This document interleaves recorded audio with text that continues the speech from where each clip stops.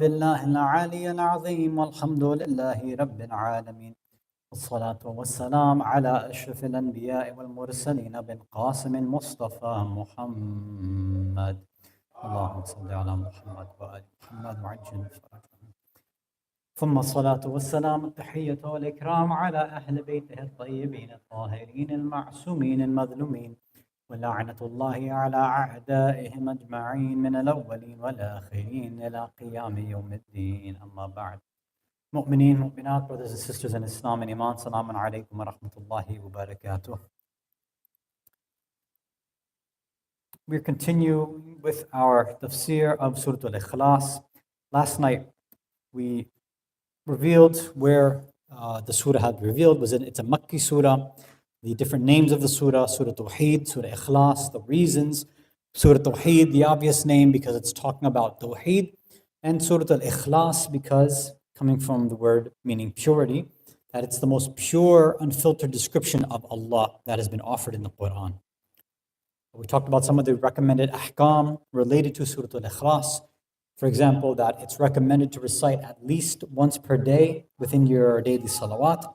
That after reciting it in any of your salawat, it's recommended to say كَذَلِكَ اللَّهُ رَبِّي or كَذَلِكَ اللَّهُ رَبُّنَا. That in narrations it's described as 1/3 of the Quran, possibly because it represents 1/3 of our usul al-din. It represents the Tawheed in addition to the Nubuwah and then Ma'ad.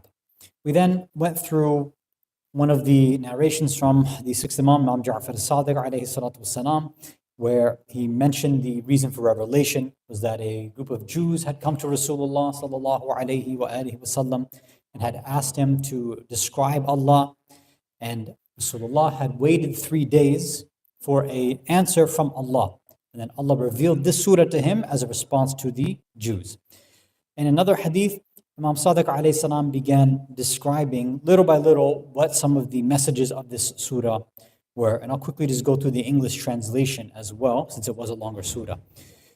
So when he's asked about the surah, he says that it is Allah's relation to His creation. He is one, self-sufficient, eternal, absolute. He has no shadow that sustains Him. Rather, He sustains all things with their shadows. He is the arif of the majhul, the knower of the unknown, and He is ma'ruf, He's known to every jahil, to every ignorant person. He is singular, neither His creation is within Him, nor is He within His creation. He is neither perceptible nor perceivable. Eyes do not grasp Him. He is exalted, yet near. He is near, yet distant. He is disobeyed, yet He forgives. Obeyed, yet He is grateful. His lower dimensions do not contain Him, and His higher dimensions do not encompass Him. We talked a little bit about what sama and ard actually mean. He carries all things through His qudra, His power. He is everlasting, eternal. He does not forget. He is not distracted. He does not do things haphazardly or out of waste. He does not make mistakes, and He does not play games. Allah, His will has no separation between His irada and the fi'l, between the intention and execution. And anything that He separates, and He makes separation in the world, is out of His adl and His justice. His amr is inevitable. His command will always take place. He does not have anything that comes from Him as a child, nor is He the child of anything. He does not have inheritance, and nothing inherits from Him. Because there is no sharik, there is no association with Him like that. And then Imam Sadiq ends with the end, وَلَمْ يَكُنْ لَهُ كُفُوًا أَحَدٌ, that there's nothing that can be compared to Him. So we'll describe a bit more, inshallah, tonight. And as we continue with the tafsir, if you can recite a salawat ala Muhammad wa ala Muhammad.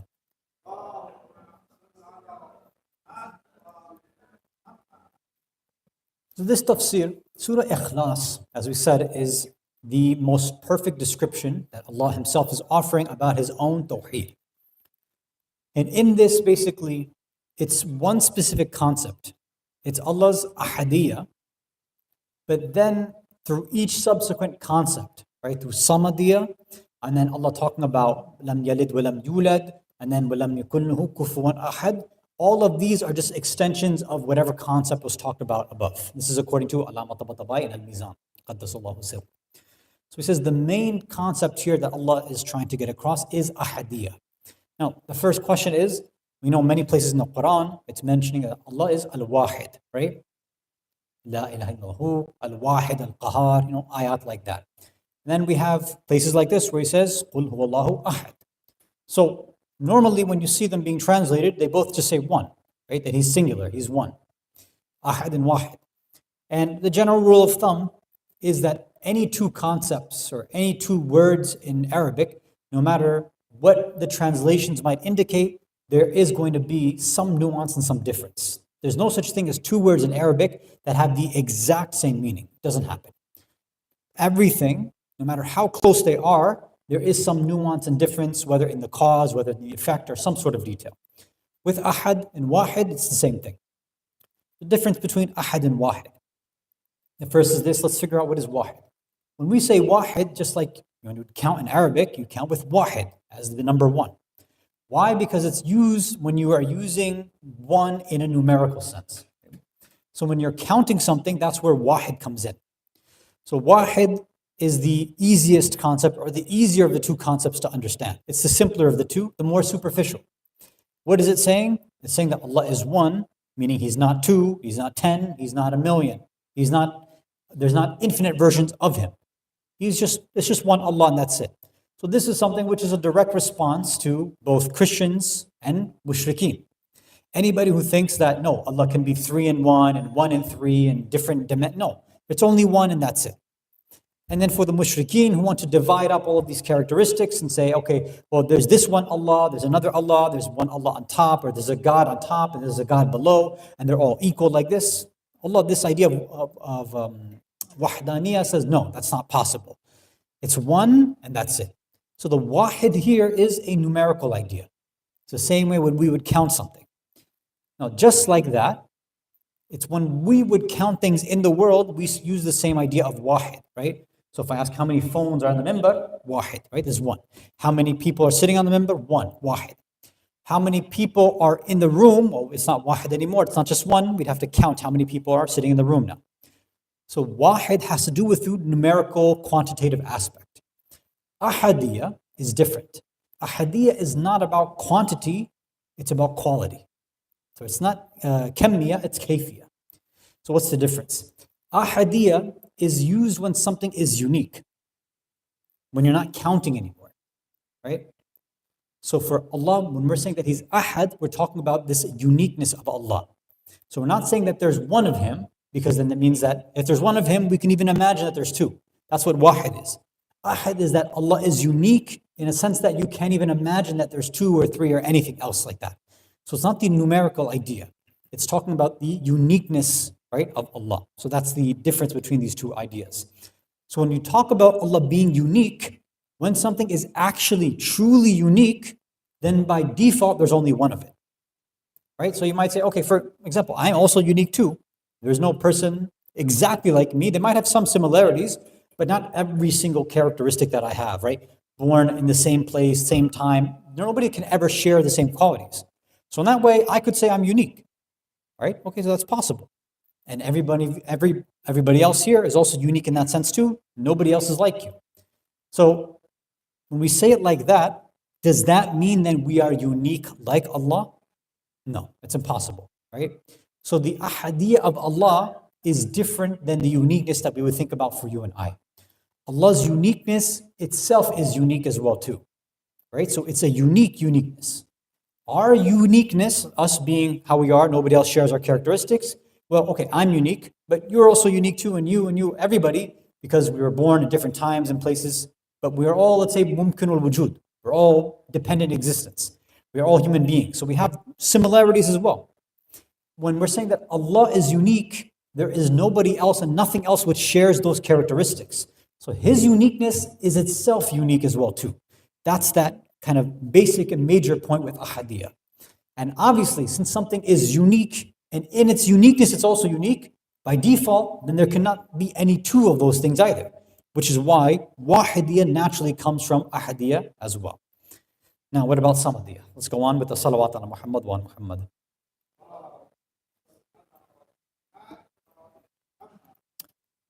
Samadhi, as we said, is a fairly intense concept, but simple understanding, simple definition. So samadhi, coming from samad, has to do with seeking and relying.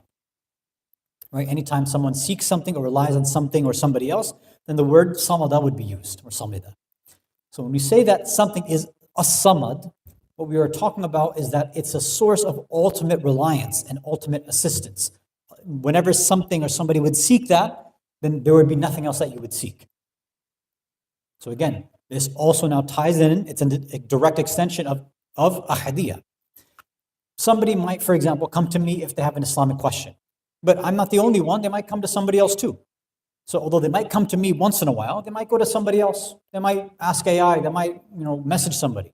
So there's multiple ways that one person might seek their answers, right? If somebody needs assistance in their home when they're a child, they can seek assistance from their mother or their father or an older sibling. So there's multiple ways. But when we're saying that Allah is as-samad, He's the ultimate recourse, right? Ultimate matlub, right? There's no greater sort of talab that can be done. And again, what is this? It's a direct extension of the ahadiyya as well. Because Allah is unique in His uniqueness, when we seek Him, that's also unique too. If somebody asks me for a question, right? They ask me, hey, what's the answer for so-and-so thing? Ahkam or theology, whatever. So whatever answer I give them is because what? I either read it in a book somewhere, or one of my teachers told me when I was in Hawza. It's not me, it's not like I created it. I'm not the source of the answer. I'm just a wasila. I'm an intermediary and a medium. That teacher, or that book that I got it from, that same teacher or that same book didn't make it up on their own. They also got it from their teacher too. And you see the pattern. It goes, farther, infinitely, till where? Until it ends up, that chain terminates with who? With Allah. So ultimately, every seeking, every talab, any type of journeying always is going to end up at Allah. So every person, even an atheist, when they ask a question, when they have some desire in mind, truly what they're seeking is Allah, although they don't know it. They're asking Allah for assistance, but they don't use those words, obviously, because they don't believe in Allah. But it's obviously Allah who's providing it with them. If they have some hope or desire in their heart, like the famous hadith says, whenever something is not going their way and they are praying and hoping for a change in their life, the famous example is whenever, I think some comedian says that, is that anybody can be an atheist, right, before a plane takes off. But once that turbulence hits, then everybody starts praying to God really quickly, right?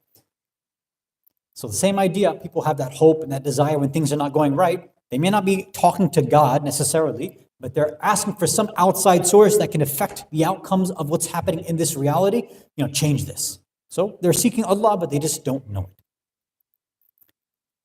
So in this sense, samad and samadiyya is that ultimate seeking and going back and putting all of our desires back to Allah. And again, why is that happening? It's because Allah is unique in that sense, that no one else and nothing else can actually provide everything, right? Everything else that we provide, that anything else in the creation provides, is always going to be dependent. It's always going to get it from somewhere else.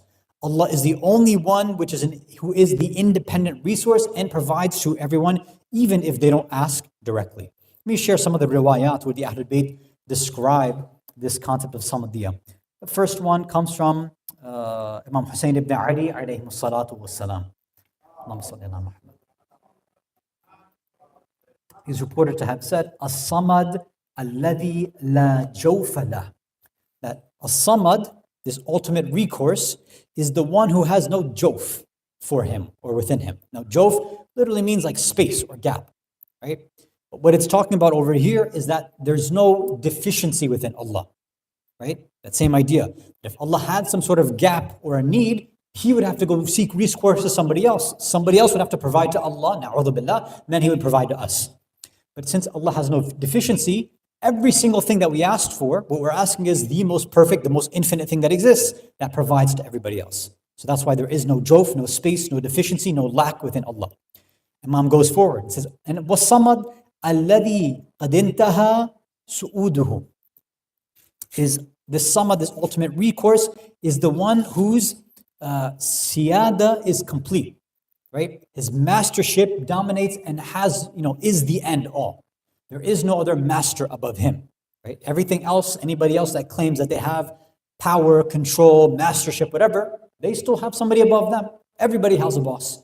Even a CEO of a company has to answer to a board, right? They don't have all the answers at the end of the day too. They still have somebody above them as well. Imam continues and gives more, sifat and explanations and tabyin. وَالصَّمَدْ الَّذِي لَا يَأْكُلُ وَلَا يَشْرَبُ. The Samad, this ultimate recourse, right? This infinite, needless thing in God is one that does not eat and does not drink, right? Because that goes back to the same idea of, even when we want to provide somebody, right? And all the parents over here know, especially when your kids are young, they ask to play with you. When you're fasting, it's a little bit more difficult, right? You get back from work, your kids want to run around, you want to play, and you just want to rest, right? You're tired, and you're like, I don't have time to play soccer right now. Let me just lay down for 5, 10, 15, maybe 55 minutes, and then maybe afterwards we can figure out what happens. Allah is not in need of any energy source to provide the things that you and I would need, for example. Imam continues with 2 more things.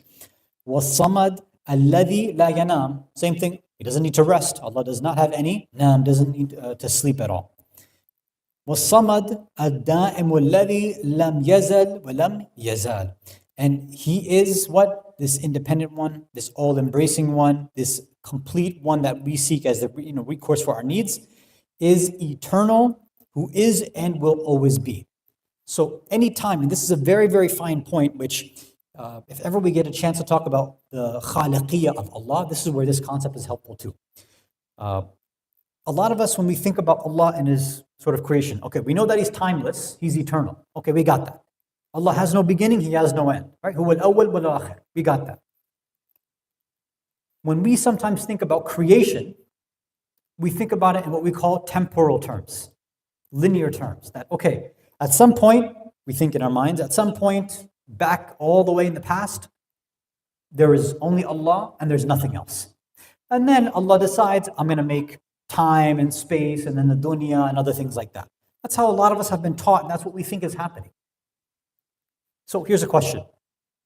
The name of Al-Khaliq, what does it mean? It means Allah is the creator, right? Allah creates something. And He's always got to be creating, right? If we say that Allah is creator, just like any of His names, He always has to possess that name. It wouldn't make any sense for us to say Allah didn't have the name, and then one day He all of a sudden had that name. Right? Anything that Allah has, all of His names are eternal as well too. So here's a question. If we say at one point Allah had not created anything yet, then at that point in time, is He Al-Khaliq? Can He be a creator if there's nothing that's been created yet? You couldn't use that term for Him. Let me give another example. If somebody says, oh, I'm a doctor. Okay, great. Did you finish med school yet? No, but I will be. If you're not a doctor yet, then. Somebody says, oh, I'm a painter. Okay, but what have you painted? I haven't painted anything yet. Okay, you're not a painter yet then. You have to perform the action. Once you perform it, then you get that characteristic. So if we were to go with this typical idea that no, Allah is just there, quote unquote, by Himself, and nothing else is there, He's not Al-Khaliq, na'udhu billah. If there really is nothing else He hasn't created, He's not Al-Khaliq. He's not Ar-Raziq. He's not Ar-Razaq, because there's nothing to do there. And then we say, oh, then all of a sudden He created. Say, okay, so then you've made a change in the that of Allah, which na'udhu billah, we can't be doing that. And this is why the philosophers in the Urafa make a very specific point over here, which ties into many other riwayat, which maybe some other time we can go into discussion. When they talk about this infiniteness of Allah, they also talk about the infiniteness of creation too. That before Adam, there was an Adam. Before that Adam, there was another Adam. And then this person asks Imam Sadiq, okay, well, when do I stop? He said, you can keep asking me and I'll keep saying Adam, over and over and over again. The idea, not that there was like a million versions of Nabi Adam, alayhi salam, but the idea that perhaps the Imam's trying to get across, and this is what some of our scholars, how they expound on this hadith, is that always doing khalq. There was always something that's there. It's impossible for Allah to just sit there and not make anything, not to create anything, not to give anything rizq. So there's always, it's da'im al-khaliq, da'im al-raziq, da'im al-razaq. There's always something happening. Kullu shay'in, kullu yawmin huwa fi sha'n. Every single day, or every single moment, huwa fi sha'n.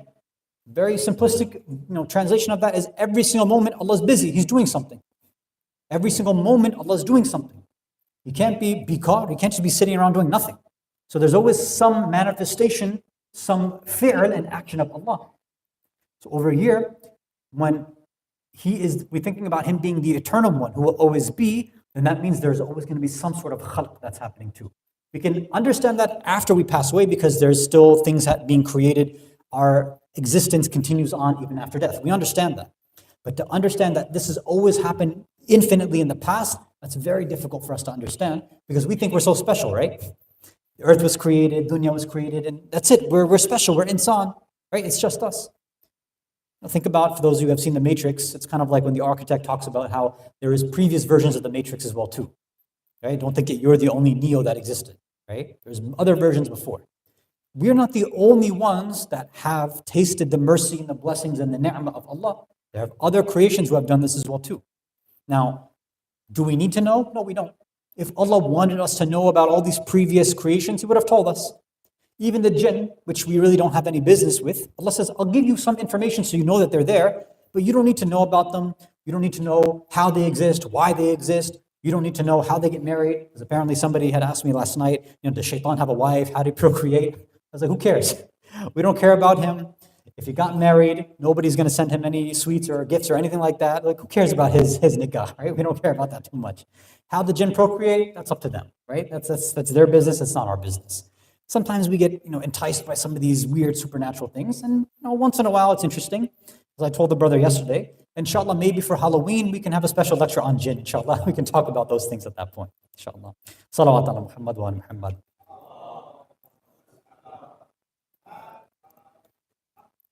So this one hadith from Imam Hasan alayhi salam was just highlighting that same point, that Samadiyya, as an extension of Ahadiyya, is just speaking about Allah being completely needless and everything else being needless and seeking recourse towards Him. That anything that has a deficiency, a lack, a gap, that is always going to seek something or somebody else to solve their problems and solve their issues. Always going to look for an object of their hope or desire, something like that. Allah is saying, me and my uniqueness, there's only one of me, right? Both in number and in uniqueness, and you will always have to seek me and only me. Even if you don't recognize that, you will always be seeking me. There's a few other narrations about Samadiyya. Inshallah, once we get a chance, I don't know if it'll happen for the next few nights, since tomorrow night we'll be commemorating the Shahada of the first Imam. If it's related to our topic, we might bring it in. If not, then we'll wait till after the Ayyam, and then we'll continue back with Surah Al-Ikhlas, inshallah. And then from there, we'll also continue talking about what is this Lam Yalid wa Lam Yulad, right? What is the sort of deeper tafsir that's offered by some of our ulama, and وَلَمْ يَكُنْ لَهُ كُفُوًا أَحَدٌ as well. What is this, the deeper idea of just saying that there's nothing else that's like Allah? It seems easy when we say it, but there's something deeper that some of our mufassirin have described. So inshallah, we'll continue with that if Allah provides us tawfiq once the ayyam have passed and finished, inshallah. Walhamdulillahi Rabbil Alameen, wa sallallahu ala Sayyidina Muhammad wa ala ahli baytihi at-tayyibin at-tahirin.